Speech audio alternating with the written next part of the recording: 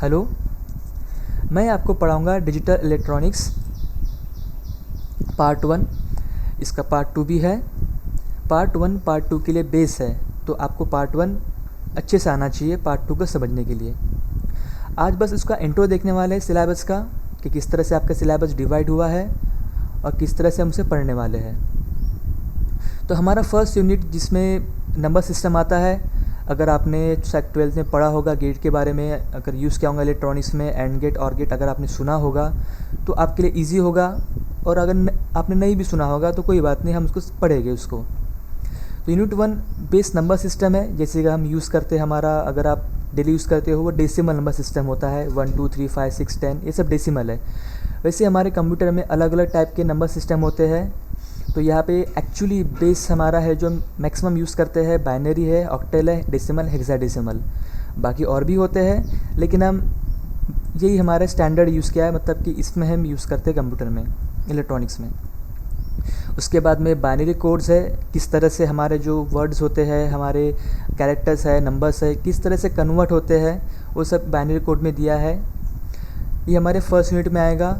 बहुत इजी है, यहाँ पर कुछ थ्योरेटिकल है और हमें कुछ न्यूमेरिकल प्रॉब्लम सॉल्व करना पड़ेगा जो बहुत ही इजी है। सिंपल मल्टीप्लिकेशन है, एडिशन सब्ट्रैक्शन है और ज़्यादा कुछ नहीं है। नेक्स्ट हमारे यूनिट 2 में है डेटा रिप्रेजेंटेशन। तो यहाँ पर जिस तरह से हमारे कंप्यूटर में किस तरह से हम नेगेटिव वैल्यू को पॉजिटिव वैल्यू को रिप्रेजेंट करते हैं, वहाँ पे सेव करते हैं, वो सब यहाँ पढ़ेंगे हम लोग। यहाँ पर आप देख सकते हो अंडरफ्लो, ओवरफ्लो, रेंज सब यहाँ पे आ जाता है।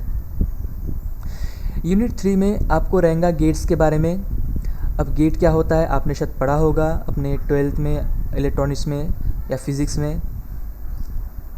इस बार यहाँ देखने वाले हैं इस सेमेस्टर में कि किस तरह से गेट वर्क करता है, किस तरह से इसको हम यूज़ करेंगे, and gate, not gate, nor gate का, और भी यहाँ पे एक्सऑर गेट है, एक्सनॉर गेट है और भी है।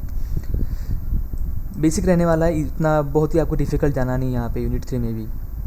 यूनिट 4 में है आपको मिनिमाइजेशन ऑफ, जैसे अगर आप एक्सप्रेशन बनाते हो, यहाँ पे जब एक्सप्रेशन बनने वाले हैं and gate, nand gate, nor gate के, तो उसको मिनिमाइज़ कैसे करेंगे, उसको कम से कम वेरिएबल में, कम से कम इक्वेशन में उसको यूज़ करना है, तो आप इसको मिनिमाइज़ करेंगे यूजिंग डी मॉर्गन थ्योरम का यूज़ करके, यूजिंग के मैप का यूज़ करके।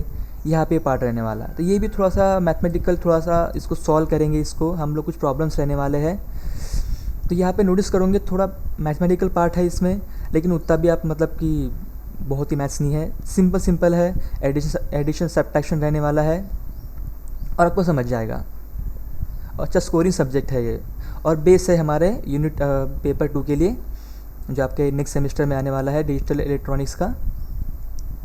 अब इसका सिलेबस देख लेते हैं, इसका जो बुक देख लेते हैं आपको किस बुक से पढ़ना है। तो एक्चुअली मैं आपको पढ़ा रहा हूँ इस बुक से, डिजिटल इलेक्ट्रॉनिक्स बाय गौथमैन। ये बुक एक्चुअली थोड़ी एडवांस भी है और बेसिक भी है, तो हम एडवांस पार्ट में नहीं जाएंगे, हम बेसिक में ही पढ़ेंगे। नेक्स्ट हमारी जो डिजिटल एंड एनालॉग टेक्निक है, ये तो बुक आपके अगर मिलती है देख लेना, मैं तो अब तक देखा नहीं इस बुक का कैसी क्या है। और नेक्स्ट है हमारी आर.पी. जैन की मॉडर्न डिजिटल इलेक्ट्रॉनिक्स, तो आप बस इसको रेफ़र कर सकते हो, लेकिन मैं इससे पढ़ाने वाला हूँ आपको डिजिटल इलेक्ट्रॉनिक्स बाय गौथमैन। ईजी बुक है और जो सिलेबस यहाँ पे दिया हुआ है वो सब ऑलमोस्ट यहाँ कवर हो जाता है। ठीक है, कुछ क्वेश्चन हो तो आप नेक्स्ट जो हमारा लेक्चर होगा आप वहाँ पूछ सकते हो।